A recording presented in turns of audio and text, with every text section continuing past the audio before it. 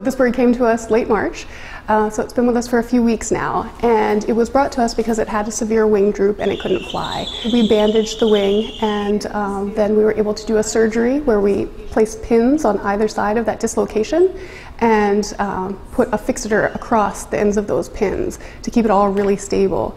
She looks really good. She's maintaining her weight, and we have finally gotten her to eat reliably. Initially when she came in, she was really hesitant to eat, which is not unusual for a wild bird. So snowy owls in this area are fairly uncommon. They do come down every few years in small numbers from the Arctic. They're much more populous in Canada. This year is different. So this year is a major eruption of snowy owls from the Arctic area, and that only happens once every few decades. I think the last time this many snowy owls were in this area was 40 or 50 years ago. So it's almost a once-in-a-lifetime thing for a person to be involved in this large amount of snowy owls being down here. I think that our relationship with the Department of Natural Resources is wonderful. We are always happy when they call us if there's anything that we can help to do.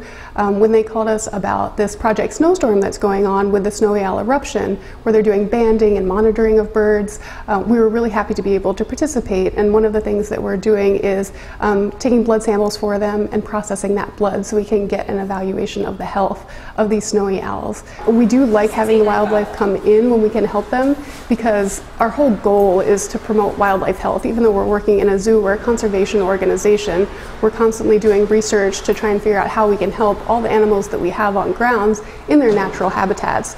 We do have snowy owls in the collection, so to be able to contribute to their wild population as well is a really wonderful thing for the zoo.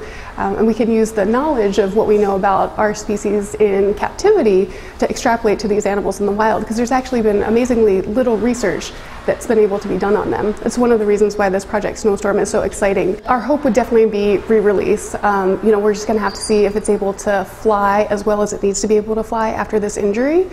She did actually have another fracture in her wing that was healed by the time she got to us, which is not uncommon, and it was one that didn't affect her flight at all, but it's just another indication of how rough and tumble the life of a juvenile raptor is.